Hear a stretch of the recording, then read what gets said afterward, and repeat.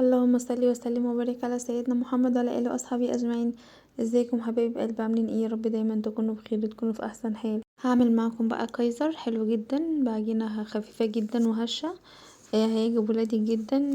بدل طبعا ما نشتري من بره. تقدري بقى تعملي لهم سندوتشات في البيت باي حشوه انت عاوزاها. حلوه جدا وهيعجب ولادك يا رب بقى. ان شاء الله الوصفه تعجبكم. لو لسه اول مره بتشوفوني متنسيش تعملي لايك وتعملي اشتراك في القناه وتفعلي زر الجرس عشان يوصلكوا كل جديد. ومتنسيش بقى تاخدي لفه كده في القناه، ان شاء الله الوصفات تعجبكم.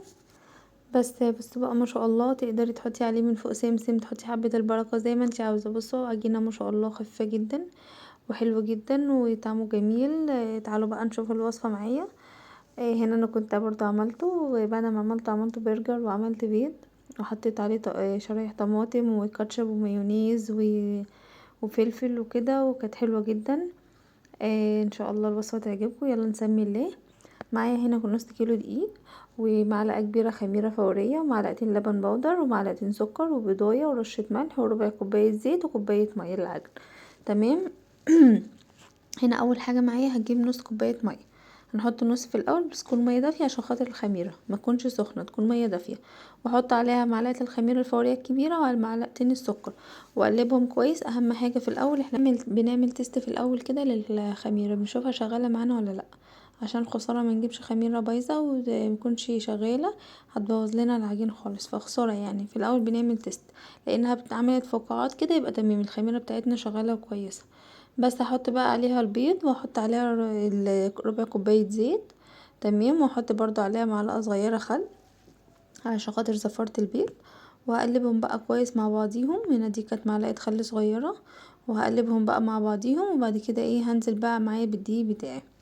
تمام. الاول نحط السوائل كلها مع بعضها ونقلبها كويس، بس اهم حاجة الخميرة والسكر الاول بس. وهنا بقى نحط المعلقتين الكبار اللبن البودر، وهنا رشة الملح، ومعلقة صغيرة بيكنج باودر حطيتها برضو معايا. هقلبهم بقى كلهم كويس كده مع بعضيهم. تمام. اهم حاجة المية احنا محطناهاش كلها مرة واحدة، هنحط النص في الاول وبعد كده النص التاني هنلم بيه العجينة. بس اهم حاجة يعني خدوا بالكم من كمية المية بالظبط علشان خاطر ما تحطوهاش كمان كلها مرة واحدة، علشان بتختلف من نوع دقيق لدقيق. طبعا احنا متفقين ان مش كل انواع دي بتاخد كمية السوائل زي بعضها. بس هنا بقى انا معايا كنت بعجن الدقيق كويس. المكونات اللي خلطناها كلها مع بعضيها. بس لما كل بقى اقولك على حاجه، بصوا الميه هنا طبعا احنا محتاجين ميه، انا هحط حبه بحبه. هي تاخد كوبايه الميه كلهم وهتاخد نص تاني كمان نكمل بيه في العجن اوريهولكم. بس اهم حاجه طبعا احنا كل ما بنعجن في العجين كويس كده وبنحط لها حبه ميه حبه بحبه، احنا كده بنربي عرق للعجين. تمام. فدي برضو حاجه كويسه بتسهل معانا بعد كده ان احنا ما نفضلش نعجن في العجين كتير قوي. فيربي عرق معانا في الاول. بصوا انا هنا كنت خلاص لميت العجين وكانت نضفت الطبق بتاعي، بس طبعا كانت لسه محتاجه سوائل تاني معايا. تمام. هي خدت معايا كوبايه ونص ميه. حطينا كوبايه في الاول والنص التاني انا هحطه في طبق كده في بوله جنبي، وهفضل كل شويه ابل ايدي ميه واعجن بيه. الطريقه دي برضو حلوه جدا، وممكن برضو بايدك كده تمسكي ترشرشي حبه ميه صغيرين كده على العجينه من فوق وتعجنيها في قلب بعضها. برضو الفكرة دي حلوة جدا بتلين معايا العجينة على طول.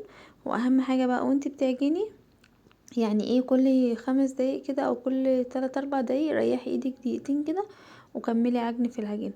دي كده كمان بتسهل معايا اكتر، بتخلي العجينة تبقى حلوة جدا وتبقى ناعمة وتبقى طرية جدا، وكمان ما تاخدش معايا وقت. وهي منها بنريح ايدينا يعني لو مفيش عجين وكده. بس انا بقى بحب اعجن هنا على الرخامة. تمام. باخد راحتي بقى في العجين كويس، باخد ودي بقى فيها كده. وبصوا ما بخليلهاش بقى بوكسات بقى والكلام ده. انتوا عارفين طبعا العجين بيحتاج ان احنا نقعد نعجن فيه كتير، فلازم نريح ايدينا شوية وشوية نعجن فيها شوية وشوية. بصوا انتوا حتى هتلاحظوا النتيجة لما تيجوا تسيبوها مثلا 5 دقايق كده ولا حاجة. بصوا انا هنا غطيتها بالطبق بتاعها وسبتها، بعد 5 دقايق كده ولا حاجة ولا 7 8 دقايق عملت مثلا حاجة ورحت راجعه لها تاني كملت فيها لقيتها بتبقى بصوا ناعمه جدا وطريه وبتسهل معاكي بصراحه. يعني بعد الحركه دي بتفتح نفسك ان انتي تعجني فيها زياده من كتر ما هي بتبقى ناعمه جدا وبتبقى طريه. بس هنا بقى انا هعجن فيها كويس. انا كده لسه معايا البوله.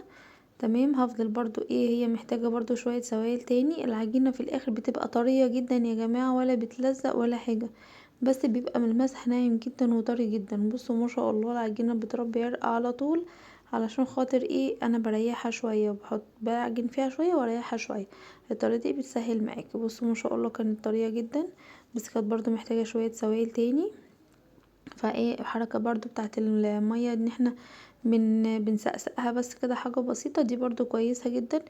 اللي هو ما تقلقيش وانت بتحطي بقى مية في العجين وتخافي تزودي مية وانت مش عارفة هي قليلة ولا زيادة. لا، احنا بنحط كمية في الاول وبالباقي بنكمل بيه عجن للعجينة. بتسهل معايا وبتخلي العجينة طرية جدا معايا وبتبقى حلوة. بس ما تنسوش بقى يا جماعة تصلوا على سيدنا محمد، اللهم صل وسلم وبارك على سيدنا محمد وعلى اله واصحابه اجمعين. هنا بقى انا كنت بوريكم، انا طبعا ما مرضتش اطول عليكم الفيديو وقصرت منه كتير جدا. انا قعدت يجي بتاع ربع ساعه وانا بعجن فيها او اكتر من 10 دقايق كده. قعدت عجنتها كتير وريحتها شويه وعجنها شويه زي ما وريتكم، عشان برضو ما تعبش نفسي واوجع ايديا وكده، وعشان العجينه برضو تديني نتيجه حلوه في الاخر.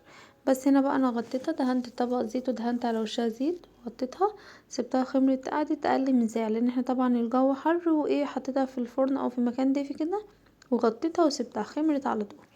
بس هنا بقى جبت معايا المفرش بتاعي، فرشته، او لو مفيش مشكله. هفرد بقى العجين، خرجت منها الهواء بتاعها. هقطعها الاول عشان اعرف اخد منها الكرات. مش عايزه تقطعيها، ممكن تمسكيها كده وتقطعي كرة كرة على قد ما انتي محتاجاها. بس بصوا لو عندكم ميزان بيبقى المفروض وزنها 50 جرام، تمام، اللي هو الميزان الحساس ده. فانا مش عندي ميزان، فانا حاولت على قد ما اقدر ان انا اطلعهم كلهم مقاس واحد وكلهم يبقوا قد بعض، تمام.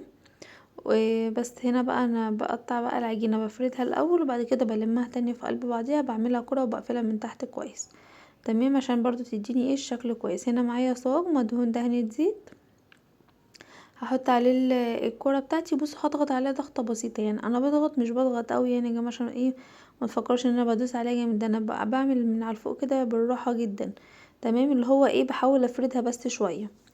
هنا برضو بعمل واحدة تاني معاكم، بحاول اقفلها واظبطها من تحت. واهم حاجة انت تعمليها كرة كده تكون كلها متساوية. تمام، بس كده. ما شاء الله سهل جدا جدا يا جماعه والله. بصوا ما بياخدش في ايدك حاجه، ولا تعجني وانتي واقفه في المطبخ لو عجنتيه. وانا بصراحه وانا واقفه عملت رق طري. بصوا يعني ما شاء الله كان سهل جدا معايا وكان خفيف وما حسيتش بيه خالص. بصوا انا بضغط عليه ضغطه بسيطه بس، مش بضغط قوي. بس واحطه بقى في الصاج. هعمل برضو معاكم واحده تاني اوريها لكم. بصوا تفرديها كده وبعد كده تلميها كلها على قد في قلب بعضها، تمام. حبايبي بقى لو لسه اول مره بتشوفوني تنسوش بقى تعملوا لايك حلو زيكم كده، وتعملوا اشتراك في القناه وتفعلوا زر الجرس عشان يوصلكوا كل جديد. وان شاء الله اقدم لكم وصفات تعجبكم، ان شاء الله اكون خفيفه على قلبكم. بحبكم جدا. بشكر كل واحده بتعمل لي كومنت وبتعمل لي لايك، ربنا يخليكم ليا يا رب ويدومكم نعمه في حياتي. بس انا هنا بقى كنت ما شاء الله عملت 4، عملت 6 في الصاج. بس اهم حاجه ان انتي تسيبي مسافه ما بينهم. ليه؟ لان هو زي ما انتم شايفين هو هنا كان خلاص خمر. انا بقى سيبته خد نص ساعه كمان خمر تاني فيها، تمام. يعني هي العجينه بتاخد في الاول ساعه مثلا تخمير، وبعد كده بعد ما بتشكليه بتحطيه بقى في الصاج بتاعك، بتسيبيه برضو يخمر تاني نص ساعه. هنا بقى معايا صفار بيضة، حطيت عليها رشة فانيليا وهدهن بيها وشوية مية صغيرين، وهدهن بيها الوش بتاعي، تمام. ما عندكيش صفار بيضة مفيش مشكلة، ممكن ترشي على وشه حبة مية بالبخاخة كده، وبرضه تحطي عليه السمسم وتدخليه في الفرن. ممكن تحطي حبة لبن صغيرين وعليها حبة نسكافيه وتدخليه برضه الفرن، مفيش مشكلة، تمام. ممكن شوية مية صغيرين وعليها حبة سكر بودر صغيرين، وتديني برضو الوش بتاعه وتدخليه الفرن وتحطي السمسم بتاعه. يعني بصوا اي حاجة اي دهنة للوش يعني يعني هي بس بتدي شكل وبتدي طعم مش اكتر. هنا برضو السمسم بتاعي هرش كده على وشها سمسم، تمام. وانا بقى مشغله الفرن بتاعي على درجه حراره 180. ادخلها الاول في الرف اللي في النص، تاخد وش من تحت، وبعد كده اشغل عليها الشوايه من فوق، تاخد الوش بتاعها بس. واول ما يطلع اروح مغطيه على طول. هنا بقى ده كان معايا الصاج التاني كان خامر برضو. بصوا يعني ايه، هو انا حاولت على قد ما اقدر ان انا اطلع الشكل كله، المقاس كله واحد زي بعضه. تمام، انت لو عندك ميزان مطبخ اوزني كل قطعة بتبقى 50 جرام، دي بيبقى وزنها كويس جدا وبتبقى كلها مقاسات بعضها وبتبقى كويسة. بس هنا بقى انا هدهن الوش كله بتاعي. معايا بقى برضو ايه، معايا حبة البركة هنا ومعايا السمسم. يعني ايه زي ما انتي عاوزة تحطي ده، عاوزة تحطي ده، عاوزة تعملي ميكس ده مع ده. انا بصراحة عملت ميكس الاتنين مع بعض حلوة جدا. حبة البركة حلوة طبعا في المخبوزات، زيها زي السمسم. بس هرش بقى كله، ما شاء الله شكله حلو جدا، وكان طعمه حلو قوي. جربوه ان شاء الله الوصفة تعجبكم. ده برضو كان خلاص خمر. ده بصوا ما شاء الله، ده كده طلع من الفرن.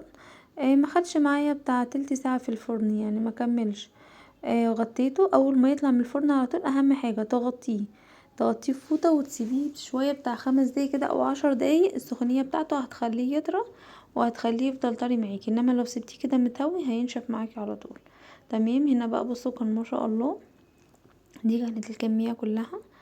عملوا معايا 13 قيصرايه. كانت حلوة جدا وكان طعمه جميل وكان خفيف جدا وهش. بصوا يا جماعة يعني ما شاء الله. يعني انتوا قولولي ايه رأيكم في الكومنتات. يا رب الوصفة تعجبكم ويا رب اقدر اقدم لكم وصفات وحاجات كتير تعجبكم. بس انا بقى هنا بصوا هوريكم وافتحه لكم وهوريكم.